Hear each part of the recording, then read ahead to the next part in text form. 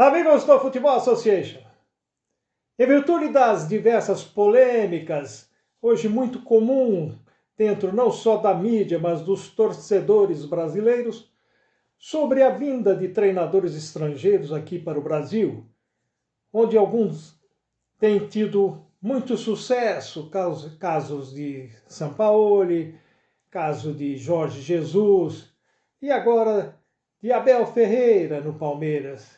Outros que passaram por aqui tiveram muito pouco tempo para realizar seu trabalho, porque em 1, 2, 3 meses, em época de pandemia, ninguém pode realizar um bom trabalho. Quanto aos treinadores brasileiros, nós já estamos acostumados desde longa data a conhecer o seu trabalho. E a grande verdade é que a diferença está aqui entre treinador estrangeiro, principalmente europeu, e treinador brasileiro. Por que digo isso?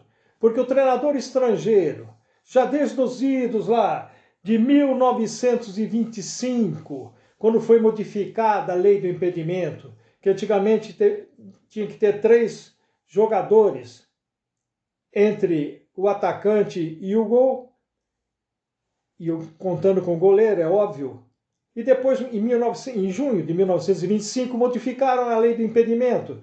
Então passou a ter 2 jogadores apenas que dariam condição de impedimento ao atacante adversário.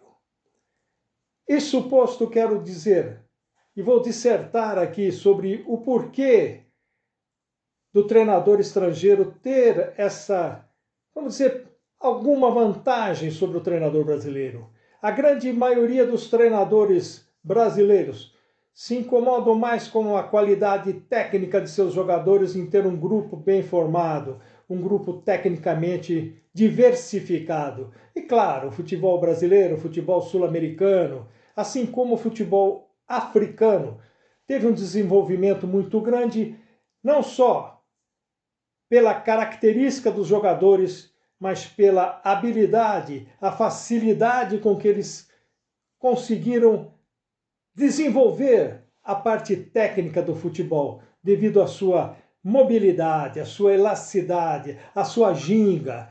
O brasileiro com seu samba nos pés e o samba na bola. Então essa é a diferença. E o treinador brasileiro utiliza demais a qualidade técnica de seus jogadores. Quanto ao estrangeiro, eles, desde o início, quando foi criada a Football Association lá em Londres, na Inglaterra, já disse isso por aqui, eles se preocupavam muito com, principalmente, a diversificação tática no campo de jogo, haja vista que o Football Association originou-se do rugby, e essa origem em que os jogadores jogavam mais com a mão do que com os pés, teve que ter uma série de modificações, inclusive táticas. E a grande modificação tática que houve, e hoje em dia fala-se muito em táticas que não existem, né? Já falei isso aqui, 4-1-4-1, que estão confundindo eventual posicionamento de jogadores dentro do campo de jogo com o esquema tático. Eventualmente, você às vezes tem jogadores que, quando são atacados, se posicionam próximo à grande área, em cima da linha da grande área, formando um grupo de jogadores, e que ali dá formação de 4, 5, 6 jogadores, até 8, 10, no mesmo posicionamento, numa mesma situação de jogo, e que passou a ser conhecido como linhas de marcação, quando na verdade é setor de marcação e situação de jogo. Situação de jogo porque a maioria dos jogos hoje são comentados off-tube e comentaristas criam, claro que escolados por alguns técnicos que inventam moda no futebol brasileiro e que pouco se importam com a realidade do condicionamento tático, da esquematização tática do seu time. Eles se preocupam mais em colocar palavras que podem ser diferentes, mas analisadas ao pé da letra, analisadas no claro português, analisadas para quem entende de geometria e outras coisas mais, vê-se que a maior parte dessas expressões são simplesmente absurdas. A grande revolução no futebol esteve aqui. Está aqui, nesse campo de jogo, o WM, que foi a grande mudança na esquematização tática no campo de jogo. Porque quando os componentes da federação, da International Board, da Federação Inglesa de Futebol, os países ali da comunidade britânica, eles, quando modificaram a lei do impedimento, começaram a desenhar esquemas táticos e aqui nós vemos o WM, que foi a grande revolução de esquema tático. WM por quê? O ataque é formado aqui num W, como vocês podem ver aqui sinalizado, e a defesa um M. Por quê? Porque inicialmente, quando o W foi introduzido no futebol, houve a necessidade de que se fizesse uma marcação nesse W aqui, nesses jogadores que compõem não só o meio-campo, bem como o ataque, uma marcação quase que homem a homem, ou homem a homem pelo setor, como eu costumo dizer. Então formou-se o M, que é o inverso do W. Então formou-se o WM. Então aqui o time vermelho aqui viria simplesmente modificado no sistema defensivo para formar o que nós chamamos de M. Então está aqui o M defensivo e está aqui o W ofensivo. O M foi criado depois do W, porque o W, o posicionamento em W dos jogadores, não só do meio-campo, bem como do ataque, foi inicialmente colocado em prática. E, claro, em contraproposta, para fazer um sistema defensivo compatível com esse sistema de ataque, foi criado exatamente esse outro sistema de jogo, que é o M, como vocês podem ver aqui, formado pelos jogadores vermelhos. Esse sistema aqui deu origem aos demais sistemas. Desse sistema surgiu a diagonal pela direita, ora com um lateral fazendo uma diagonal pelo lado direito, ora com um outro lateral fazendo uma diagonal pelo lado esquerdo e por vezes até um médio saindo de seu posicionamento e fazendo uma diagonal pela direita ou uma diagonal pela esquerda. Claro que nessa situação tem que haver uma cobertura de um dos alas ou lateral, e já nessa época eram conhecidos como alas porque jogavam adiantados.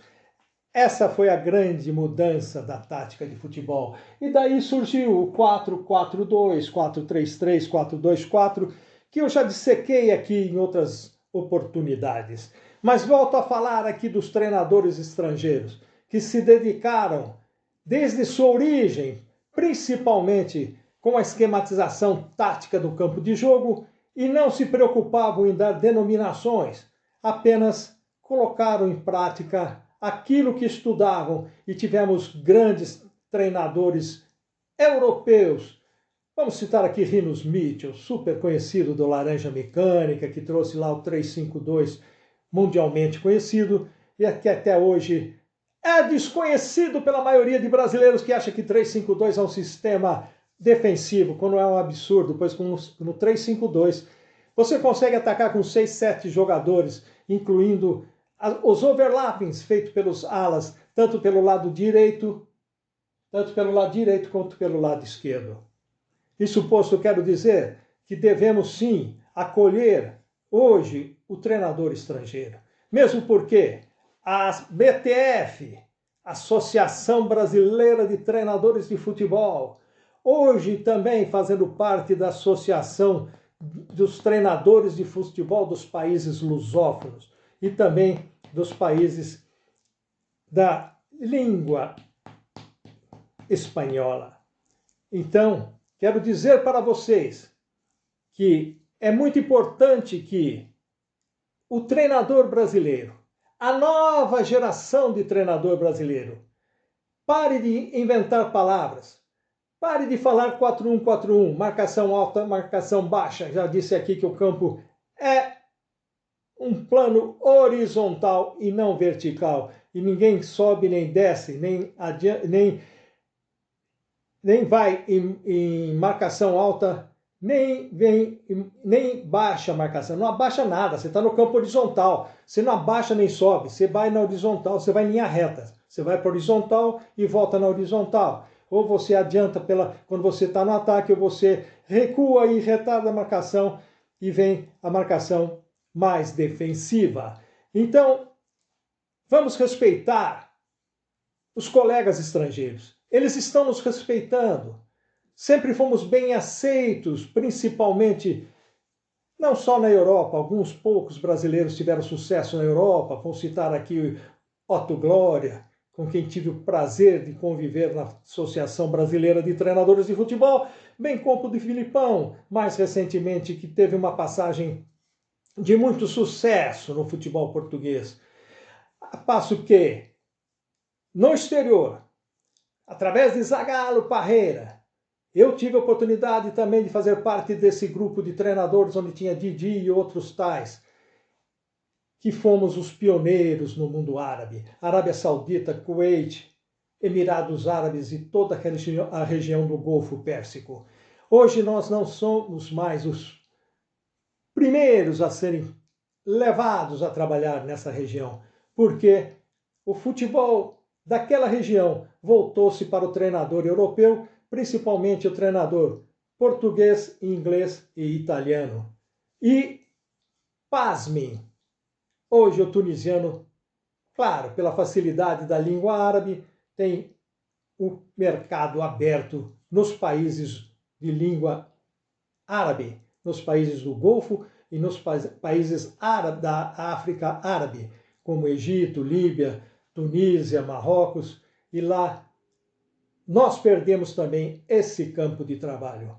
Volto a falar àqueles que gostam de polêmica em relação ao treinador estrangeiro e ao treinador brasileiro. Existem sim treinadores brasileiros que estudam muito bem a tática, principalmente porque hoje a Associação Brasileira de Treinadores de Futebol está incentivando esses cursos em que se discute muito mais a esquematização tática e a evolução técnica dos jogadores do que o palavreado de hoje em dia, em que vem-se com conversinhas, que esquema tático virou plataforma, e sobe marcação, desce marcação, abaixa, levanta, isso aí, uma barbaridade que esqueceram de falar sobre esquematização tática, sua evolução, e aquilo que realmente está fazendo a diferença, porque quando o treinador estrangeiro ele vem aqui, ele aproveita a habilidade do jogador brasileiro, a técnica do brasileiro e faz uma marcação à pressão, uma marcação adiantada, joga em bloco, joga em triangulação, joga fazendo overlap,